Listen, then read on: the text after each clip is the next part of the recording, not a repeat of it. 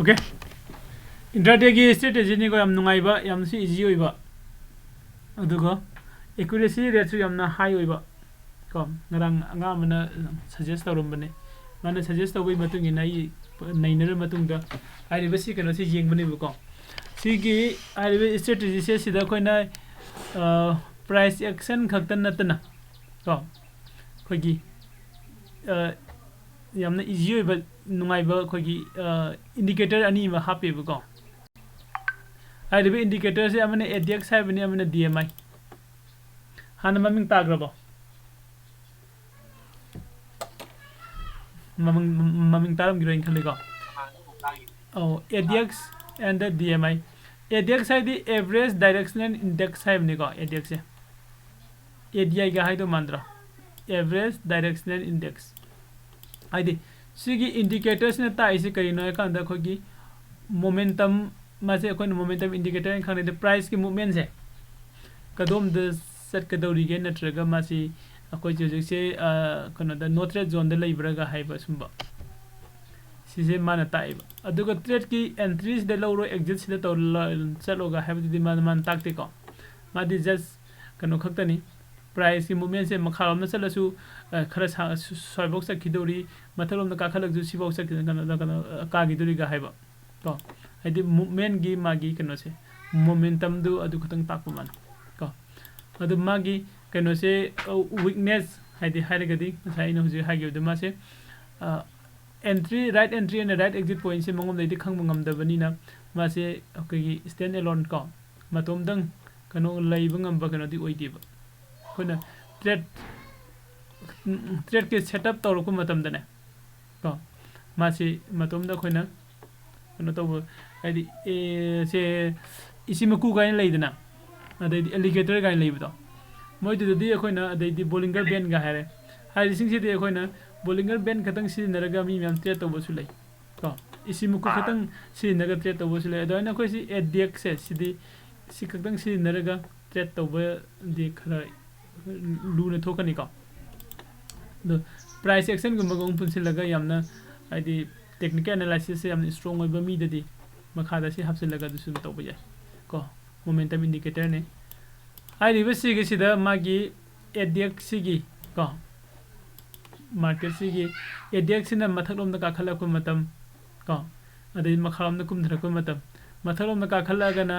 market se ka magi movements yam strong ore hai dine makhalam da kum dhara gana mai movement se weak ore hai dine ko adamana mathaklom da ka khala ko matam da mo ko gi market sidi हाइदी ADX की line से न मथकलोम न काखलको मतमदा market की ngasa gi movement sidi makharam na kum dhrak po be yai natraga mathalom na kala po be graph to ne upio ne hoi graph to su jing si bu ko aduga si ge loina na sida DMI haiba mo ga yaudui ni ba horen directional movement index ko si gi ani se pulla kanda khoina ugu to ise simang ne ba eko makhada chaliba line sina sisina khogi ADX ni ngasagi average directional index to mathaka chaliba line ani se sisina ani se pulla kan khona DMI haibani ko sigi DMI haiba se sida DM haiba sida positive DM haiba negative DM haiba amaga su leiri ko habet theory singi sawra pam khangdok si bahana negative DM haiba mlai positive DM haiba mlai magi calculation se so koina current high minus previous high to kan the positive DM phange aduga negative DM sina previous low and the minus ko current low to kan the negative DM se phange ko adu sida koina if positive DI se is higher than the negative DI si oiraba adoita di market ki pressure se price se leiba pressure se upward from the la ani haiba natraga lakpa yai haibagi kenoni ma pidise aduga adugi onai taina bada positive DI se gi mathak ta ko higher than kanana negative DI sina oiragadi market ki pressure se downward lom da oigani haiba ko okay upwards ta lagadi koina buying gi signal laktuini aduga downwards ta lagana selling gi signal laktuini ko Charakpa ma ai nikhan bada positive DM or negative DM ꯍꯥꯏꯕ line ꯑꯅꯤꯁꯤꯃꯒꯤ ꯃꯃꯤꯡꯁꯤꯃ ꯈꯪꯕꯤꯔꯣ ꯁꯤꯗꯒꯤꯀꯣ ꯁꯤ ꯑꯩꯈꯣꯏ ꯀꯩꯅꯣ ꯑꯩꯈꯣꯏꯒꯤ ꯆꯥꯔꯇꯤꯡꯗꯁꯨ ꯍꯥꯞꯆꯤꯜꯂꯒ ꯌꯦꯡꯁꯤ ꯍꯧꯖꯤꯛ ꯌꯥꯏꯀꯣ ꯑꯩ ꯁꯤꯗ ꯂꯥꯛꯑꯒꯦ ꯖꯦꯔꯣꯗꯥꯗ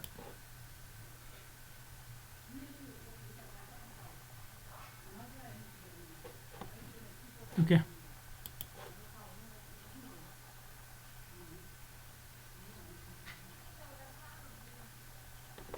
Zerodha लाए Zerodha लाकांदा 5 minutes की टाइम फ्रेम दे लौरगे ऐको 5 minutes की टाइम फ्रेम दे लौरे अदुगा इंडिकेटर से हाफसिलसे फर्स्ट इंडिकेटर दे कोई कनो हाफसिलसे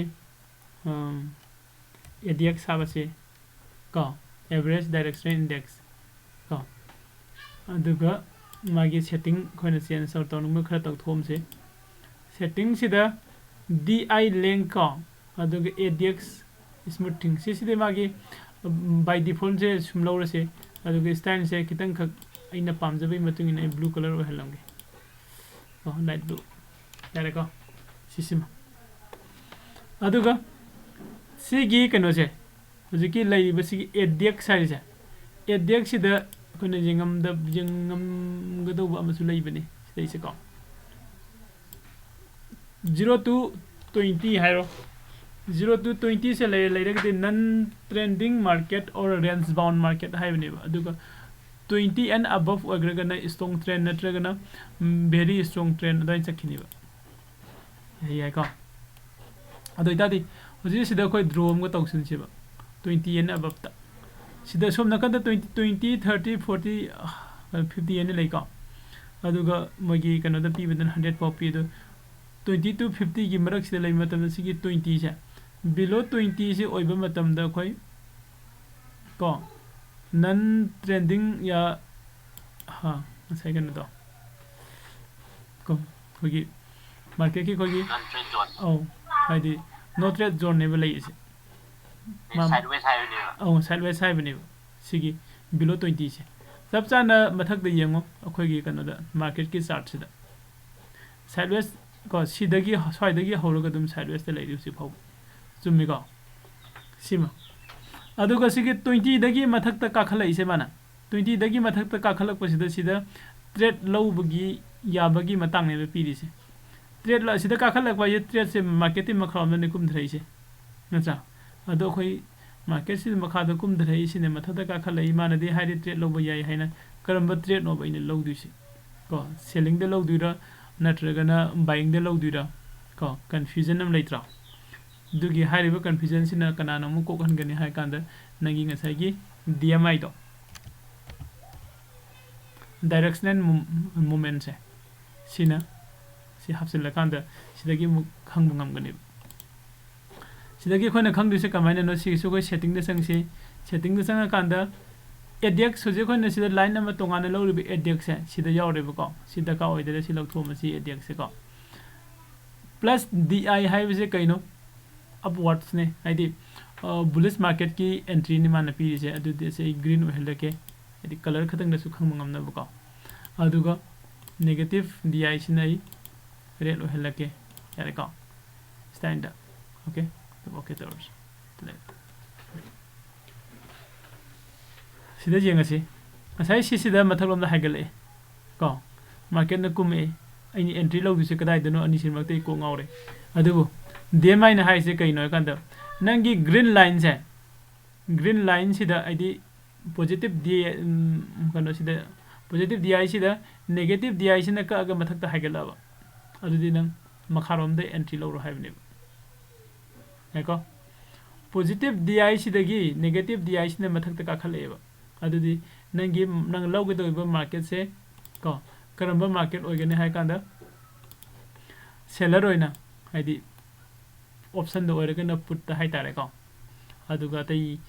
फीचर के का दो ओरगना सेलर ओइने एंट्री लो हाइ को कोने जेंगदबिसे सी ग्रीन लाइन सिदगी रेड लाइन सिना का अगा मथदा का खलकवा अदुगा नंगी मार्केट की सिगी मोमेंटम मखावमदा कुमदरकवा मतम सिदनि जेंगदुसिना ट्रा अदुगा खोइना सुम ADX तना मुकमु जेंगदुसिना 20 and 20 की मथकता मासे लैब्रा हाइबनि जेंगदुसि को हेको 20 की मथकता ꯑꯗꯣ ꯕꯥꯏ ꯆꯥꯟꯁ ꯅꯪꯅ ꯁꯤꯁꯦ ꯁꯥꯔ 20ꯁꯦ ꯈꯤꯇꯪ ꯀꯩꯅꯣ ꯇꯧꯋꯦ ꯉꯁꯥꯏꯒꯤ ꯑꯩꯈꯣꯏꯅ ꯑꯁꯨꯝꯅ ꯌꯦꯡꯕ ꯑꯗꯨꯃꯥꯏꯅ 25 ꯑꯗꯨꯋꯥꯏꯗ ꯌꯦꯡꯁꯤ ꯍꯥꯏꯔꯒꯁꯨ ꯑꯗꯨꯁꯨ ꯑꯣꯀꯦꯅꯤ ꯀꯣ 25ꯀꯤ ꯃꯊꯛꯇ ꯂꯧꯈ꯭ꯔꯒꯗꯤ ꯍꯦꯟꯅ ꯑꯦꯀꯨꯔꯦꯁꯤ ꯋꯥꯡꯈꯔꯦ ꯑꯗꯨꯒ ꯁꯤꯒꯤ ADX-ꯁꯤꯅ ꯃꯊꯛꯂꯣꯝꯗ ꯀꯥꯈꯠꯂꯤꯕ ꯃꯈꯩꯒꯤ ꯑꯩ ꯃꯥꯔꯀꯦꯠꯁꯦ ꯑꯩꯅ ꯁꯤꯗ ꯁꯦꯂꯔ ꯑꯣꯏꯅ ꯑꯦꯟꯇ꯭ꯔꯤ ꯂꯧꯔꯛꯏꯁꯦ ꯑꯗꯨꯝ ꯊꯝꯕ ꯌꯥꯔꯤ ꯀꯣ ꯑꯗꯨ ADX-ꯁꯤꯅ ꯃꯈꯥꯔꯣꯝꯗ ꯀꯨꯝꯗꯕ ꯍꯧꯔꯛꯑꯒꯗꯤ ꯀꯣ ꯅꯠꯇ꯭ꯔꯒꯅ ꯅꯪꯒꯤ 50ꯒꯤ ꯑꯁꯤꯒꯤ ꯍꯥꯏꯌꯦꯁ ꯄꯣꯏꯟꯠꯁꯤꯗ ꯇꯆ ꯇꯧꯁꯤꯜꯂꯛꯑꯕ ꯑꯗꯨꯗꯤ ꯑꯩ ꯑꯦꯛꯖꯤꯠ ꯇꯧꯊꯣꯛꯈꯤꯕꯁꯨ ꯌꯥꯔꯦꯕ ꯀꯣ ꯑꯣꯀꯦ ꯁꯨꯃꯥꯏꯅ ꯇꯧꯔꯒ ꯉꯁꯥꯏꯒꯤ ꯁꯤꯒꯤ ꯑꯦꯛꯖꯤꯠ ꯇꯧꯕ ꯌꯥꯔꯦ ꯍꯥꯏꯕ ꯃꯇꯥꯡꯗ ꯑꯣ ꯑꯦꯛꯖꯤꯠ ꯇꯧꯕ ꯌꯥꯔꯦ ꯍꯥꯏꯕꯁꯦ ꯑꯩꯁꯦ ꯃꯥꯔꯀꯦꯠꯀꯤ ꯑꯦꯟꯇ꯭ꯔꯤꯗꯤ ꯑꯩ ꯀꯗꯥꯏꯗꯒꯤ ꯈꯪꯉꯦ ꯁꯤꯗꯒꯤ ꯈꯪꯉꯦꯕ DMI-ꯗꯒꯤ ꯃꯥꯔꯀꯦꯠꯀꯤ ꯑꯦꯟꯇ꯭ꯔꯤꯗꯤ DMI-ꯗꯒꯤ ꯈꯪꯉꯦ ꯑꯩꯁꯦ ꯑꯦꯟꯇ꯭री ꯂꯧꯔꯦ ꯁ꯭ꯋꯥꯏꯗꯀꯣ ꯁ꯭ꯋꯥꯏꯗ ꯑꯦꯟꯇ꯭री ꯂꯧꯔꯁꯤ ꯁꯤꯗꯒꯤ ꯑꯩꯁꯦ ꯁꯨꯝ ꯂꯥꯛꯄꯁꯤꯅ ꯂꯥꯛꯑꯀꯥꯟꯗ ꯉꯁꯥꯏꯒꯤ ꯁꯤ ꯑꯩꯈꯣꯏꯒꯤ ꯀꯩꯅꯣꯁꯦ ꯁꯤꯒꯤ ADX-ꯀꯤ ꯂꯥꯏꯟꯁꯦ ADX-ꯀꯤ ꯂꯥꯏꯟꯁꯤꯅ ꯃꯊꯛꯂꯣꯝꯗ ꯀꯥꯈꯠꯂꯤꯕ ꯃꯈꯩꯒꯤ ꯑꯩ ꯑꯦꯟꯇ꯭रीꯁꯦ ꯊꯝꯕ ꯌꯥꯔꯤꯕ ꯑꯗꯨꯝ ꯑꯩꯒꯤ ꯇ꯭ꯔꯦꯗꯇꯣ ꯁꯨꯝ ꯊꯝꯕ ꯌꯥꯔꯤ ꯑꯗꯨꯒ ꯃꯊꯛꯂꯣꯝꯗ ꯁꯨꯝ ꯀꯥꯈꯠꯂꯒ ꯉꯁꯥꯏ ꯃꯥꯒꯤ ꯁꯤꯒꯤ ꯍꯥꯏꯌꯦꯁ ꯄꯣꯏꯟꯠ ꯑꯃ ꯑꯁꯤꯗ ꯄꯤꯔꯤꯗꯅ ꯁꯤꯗꯅ 50 ꯄꯤꯔꯦꯀꯣ 50 ꯄꯣꯏꯟꯠꯁꯦ ꯌꯧꯁꯤꯜꯂꯛꯑꯒꯗꯤ ꯁꯤꯗꯤ ꯃꯦꯛꯁꯤꯃꯝ ꯀꯩꯅꯣꯗ ꯌꯧꯈ꯭ꯔꯦꯕ ꯀꯣ ADX ꯄꯣꯏꯟꯠꯇꯣ ꯁꯤ ꯌꯧꯁꯤꯜꯂꯛꯄ ꯁ꯭ꯋꯥꯏꯗ ꯑꯩ ꯑꯦꯟꯇ꯭री ꯀꯩꯅꯣꯗꯒꯤ ꯑꯦꯛꯖꯤꯠ ꯇꯧꯊꯣꯛꯈꯤꯕ ꯌꯥꯔꯦꯕ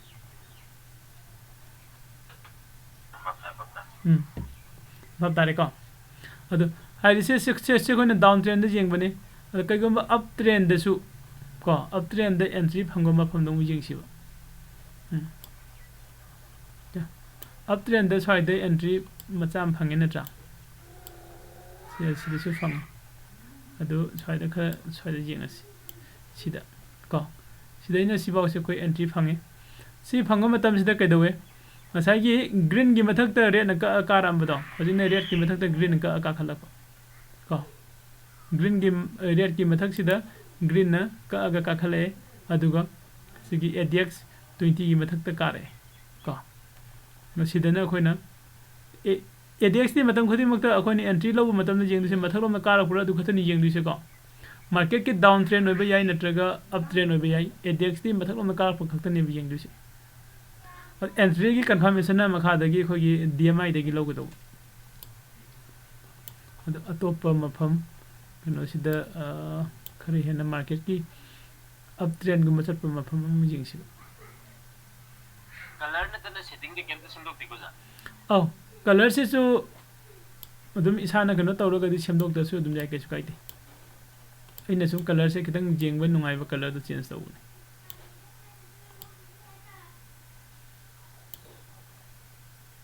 ꯁ꯭ꯋꯥꯏꯗ ꯌꯦꯡꯁꯤꯕ ꯁꯤꯁꯤꯗ ꯆꯥꯔꯠꯀꯤ ꯃꯇꯨꯡ ꯏꯟꯅ ꯁ꯭ꯋꯥꯏꯗ ꯑꯞ ꯇ꯭ꯔꯦꯟ ꯑꯃ ꯂꯩꯇ꯭ꯔꯣ ꯁꯤꯒꯤ ꯑꯞ ꯇ꯭ꯔꯦꯟꯅ ꯁ꯭ꯋꯥꯏꯗ ꯀꯔꯤ ꯍꯥꯏꯒꯦ ꯌꯦꯡꯁꯤꯕ ꯁꯤꯒꯤ ꯑꯞ ꯇ꯭ꯔꯦꯟꯁꯤꯗ ꯂꯥꯛꯈꯩꯁꯦ ꯁꯤꯒꯤ DMI ꯃꯊꯛꯇ ꯀꯥꯈꯠꯂꯦ ꯌꯥꯔꯦꯀꯣ DMI मथक काखले अदुगा मखागी कनोसे ADX से मथक काखले अदुगा DMI ददी रेड त ग्रीन का अग मथक हाइगलपुनि को रेड त ग्रीन का मथक हाइगले स्वाइदा हाइपेट अलर्ट अम लाए को मार्केट से अप ट्रेंड रोम द लाप याय हाइबगी अदो हाइपेट सुम जेंगमगा आई एंट्री लौगिरो स्वाइदा करिगिनो असि बिलो 20 दे लाइरिबा ADX से बिलो 20 दगी हाइगलको मदम सिदा को सिदसु अदुम कनोगी रेड नमखादा कुमदगरे ग्रीन नमथदा काखलई को सि तंजा सिदा कोई स्वाइदे एंट्री लौबो याबगी खुदोंग चावदो फंगने सिदा कोई नमु हेन कंफर्मेशन कनोदे लौगे हारेगदी प्राइस एक्शन की मतुंग इन्ना नत्रा सिदा अमा ब्रेकआउट पीबा ngamdaba पॉइंट अमसु लेत्रो ते सपोज सिदगी हाइरासि सुमाइना इड्रो तौरे सिदा माना ब्रेकआउट पीबा ngamdadana leiramba kanoma pura सिबोलोगेसु लौरो कामनी को सिगी लाइन सिदगी ब्रेकआउट पीरको मतम को सि कैंडल सिना ब्रेकआउट पीरे नेक्स्ट कैंडल सिदा एंट्री लौरे खलसी नेक्स्ट कैंडल द ngasai khogi sigi ADX सिसु कनोगी 20 की मथक काखले अदुगा कनो सि DMI सु रेड की मथक ग्रीन ना का हाइगले जेको साइना प्राइस एक्शन गा अमुक यौसिलगदी को ट्रिपल कंफर्मेशन ने बखै लौदिस ꯑꯗꯣ ꯀꯅꯥꯒꯨꯝꯕ ꯄ꯭ꯔꯥꯏꯁ ꯑꯦꯛꯁꯟꯒꯤ ꯅꯣꯂꯦꯖꯁꯦ ꯀꯥ ꯍꯦꯟꯅ ꯂꯩꯇꯔꯤꯕ ꯃꯤ ꯑꯣꯏꯔꯒꯁꯨ ꯀꯩꯁꯨ ꯀꯥꯏꯗꯦ ꯁꯤꯒꯤ ꯏꯟꯗꯤꯀꯦꯇꯔ ꯑꯅꯤꯁꯦ ꯁꯤꯖꯤꯟꯅꯔꯒ ꯇ꯭ꯔꯦꯗꯇꯣ ꯂꯧꯕ ꯌꯥꯕꯒꯤ ꯆꯥꯟꯁꯁꯨ ꯁꯨꯝ ꯐꯪꯉꯦꯕ ꯑꯣꯀꯦ ꯌꯥꯏ ꯑꯣꯖꯥ ꯂꯥꯏꯐ ꯇ꯭ꯔꯦꯗꯇ ꯌꯦꯡꯉꯒ ꯑꯦꯛꯁꯄꯤꯔꯤꯌꯦꯟꯁ ꯈꯔ ꯇꯥꯔꯦ ꯑꯣꯀꯦ ꯐꯔꯦ ꯑꯗꯨꯗꯤ ꯁ꯭ꯋꯥꯏꯗ ꯂꯣꯏꯁꯤꯟꯈ꯭ꯔꯒꯦꯀꯣ ꯍꯣꯏ ꯑꯣꯖꯥ ꯍꯣꯏ